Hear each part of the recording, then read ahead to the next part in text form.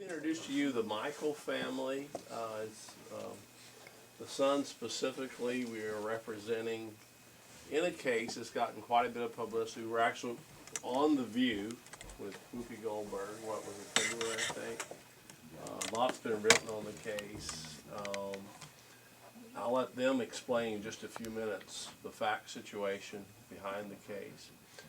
And let the, first of all, let the family introduce themselves. Andrew Mikel. My name is Lindsay Mikel. I'm Andrew Mikel, the senior. I'm Grandpa. I'm Jim Mikel. So, just a little background about why we get involved in these cases to give you an idea. In the mid-90s, the Ruff Institute started doing zero tolerance cases. And I remember going out and speaking and mentioning the cases. I'd have ACLU lawyers come up to me and go, wow, way to go, dudes, you're doing those kind of cases. And we're still trying to get the ACLU more involved in these kind of cases, but it's difficult for whatever reason. But zero tolerance popped up in the mid-1990s when we first started handling the cases. Just bizarre incidences that we've had over the years. From one case that we won in Florida, a young African-American girl named Tawana Dawson, good student, second year of high school. She was in the back of the room, and a girl across the aisle said, can I borrow your nail clippers? And you know what, the kind that, that you just clip your toenails with, and you pull out that little bitty file, whatever it is, it's only that long. Passed across the hall, the teacher saw, what's that? Grabbed it. Oh no, a dangerous weapon. And they threw her out of school for a year and 3 months for that violation. We jumped on it really quick, gave the school 10 days to recant. The press got on that case, which is really good, and they were alleging racism and things like that. And of course, everybody went and hid, and they dropped the issue. So we really wanted to sue on that one, because I think that would have been a good case. But we've had cases, a kid, 4th grader, in school, gargled scope after lunch. A teacher saw him doing the dastardly deed. He was suspended for violating a zero tolerance policy against drugs because there's alcohol in scope. I didn't know that. I don't. By the way, I don't see many alcoholics drinking scopes. I don't think there's a lot of it. But I actually debated on NPR the head of the teachers union who advocates for zero tolerance policies, and he was on the other side of the room. And I brought that case up. And he went, "Well, you never know." And this was a packed audience, a national audience, and a packed audience of other just general people. He said, "You never know what's in a bottle of scope." And I went, "In this case, it was scope," and everybody just laughed because they couldn't believe this guy's arguing that you never know what's in a bottle of scope. All you have to do is say, "Oh yeah, it's scope. Here, you get clean breath." But those are the kind of cases we've been involved in. Toy soldiers. We had a kid down in Louisiana whose father was in Iraq fighting. So he wanted to honor his dad, so he drew a picture of a soldier carrying a gun. This is a stick figure. Well, he did a bad thing. He put it in his lunchbox and took it to school to show other kids. He was suspended for violating a zero tolerance policy against weapons. He hung up. It's a picture. So those are the kind of cases we've been involved in over the year. They're crazy. If you go to our website, you'll see all the crazy cases. There's a case that just happened down in, and we're looking at it in Mississippi. We may want to get involved with the Southern Poverty Law Center, where students have been shackled with handcuffs to rails in the school for such thing as not wearing a belt or wearing mismatched shoelaces. They have a uniform school policy for dress. They're just left unsupervised. This is the allegations in the lawsuit. A 15-year-old female student was handcuffed to a railing for several hours after she was accused of greeting her friend too loudly in the school hallway. They handcuffed the student for it. Another student was shackled to a railing for an entire school day because the student did not wear a belt. The student was even forced to eat lunch while handcuffed. One student spent an entire school day handcuffed and shackled to a railing because he wore shoes that school officials deemed to be the wrong color. Those are the allegations in the case. Southern Poverty Law Center is a respectable group, so I'm sure the allegations are partially true, if not all true. So what I've seen in the schools over the years is the shift from discipline to punishment. Schools are there to discipline students. For example, a kid who shoots Spitwads should be disciplined, not punished. And there's an easy way to do that. When I was a kid in school, every day I threw Spitwads. And I never once got in trouble. Teachers would just go, throw another Spitwad and call on your mom. Whoa. And that was all it took. Form of discipline. Today they punish. Kids are taken out of school a half a year for what most people would consider minor infractions. The other thing that's crept into zero tolerance cases is the police, the handcuffing, reporting to police incidents that, I mean, in this case, they could talk about the police are involved in this particular case without even calling the father. You have a parental rights issue we have in cases. They'll have kids brought in, they'll have police interrogate them. Minor incidences, by the way, the parents are not called. So, I think parents have a right to be there when a child, or they need a lawyer. One, if you're being questioned by a policeman, if you're 5 or 2, I think a lawyer should be present in this country, or you should be told you have a right to a lawyer, but they're not told that. Schools resist that. So it's gotten very draconian. You may have seen it in some of your schools.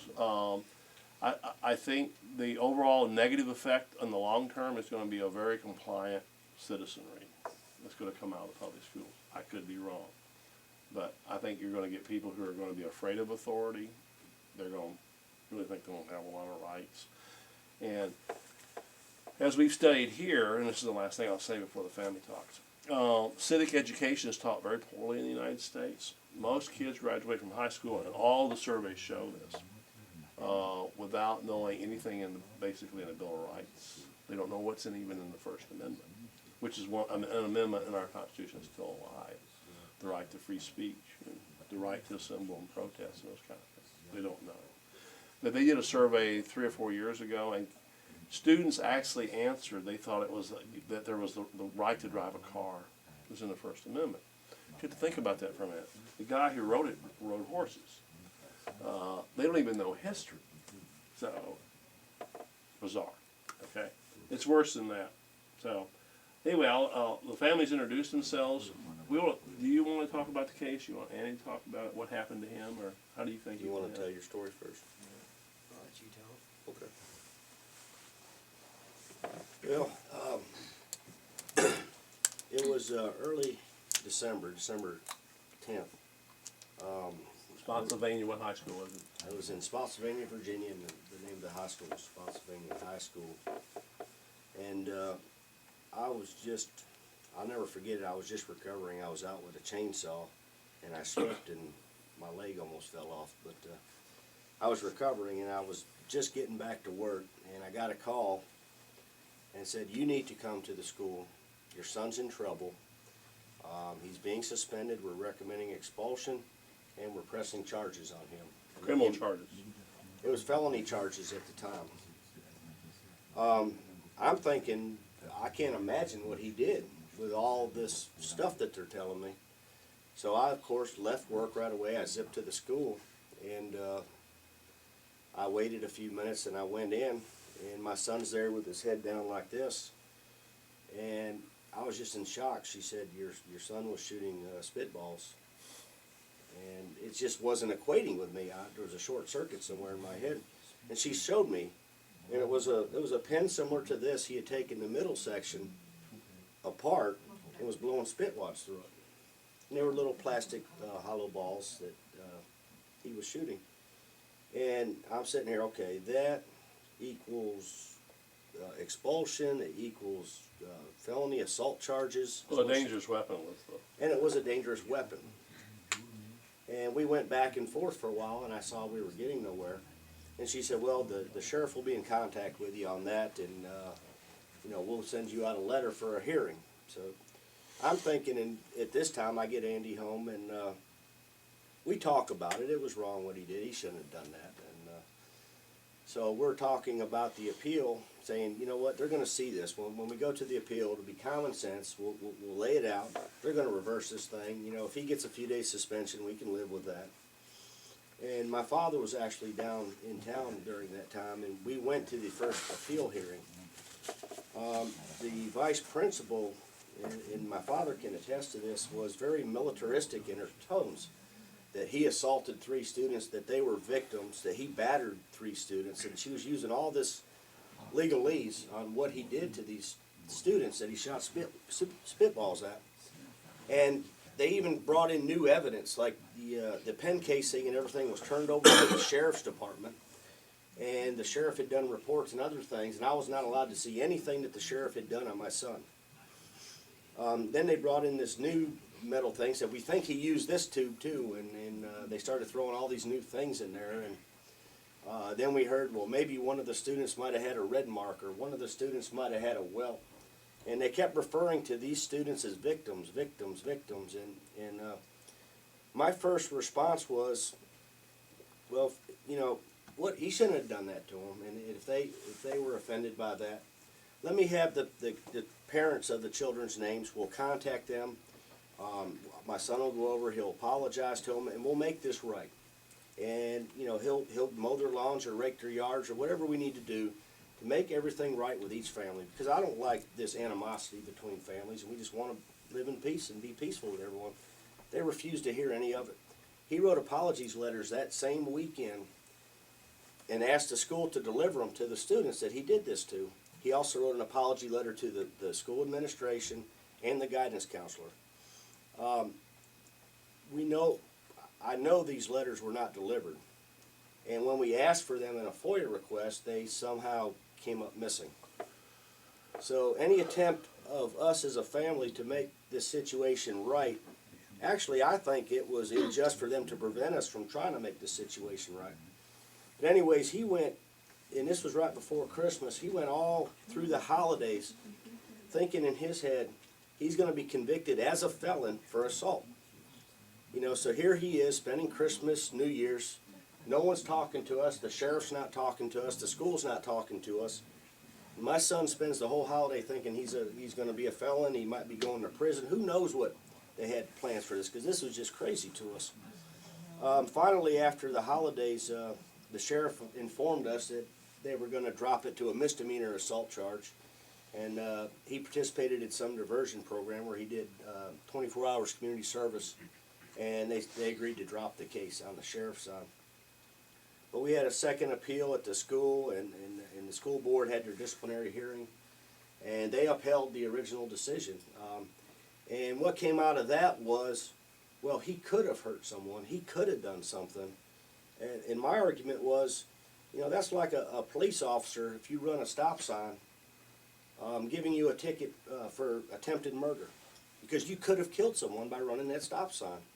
You know, we understand in justice that you hand out, you know, according to what has been done now, what could have been done.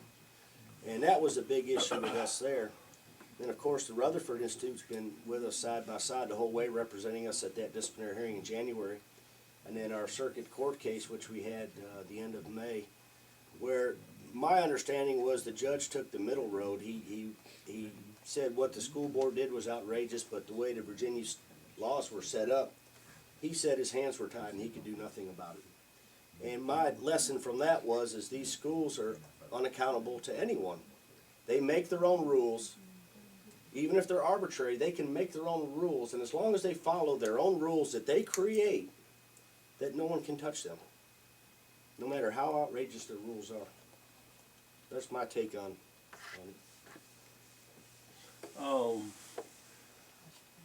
Facts on him, good student, junior ROTC, or you were on the part of the Honor Guard. Yeah, flag at football games, that kind of thing. So this is one prior incident he had, one disciplinary incident,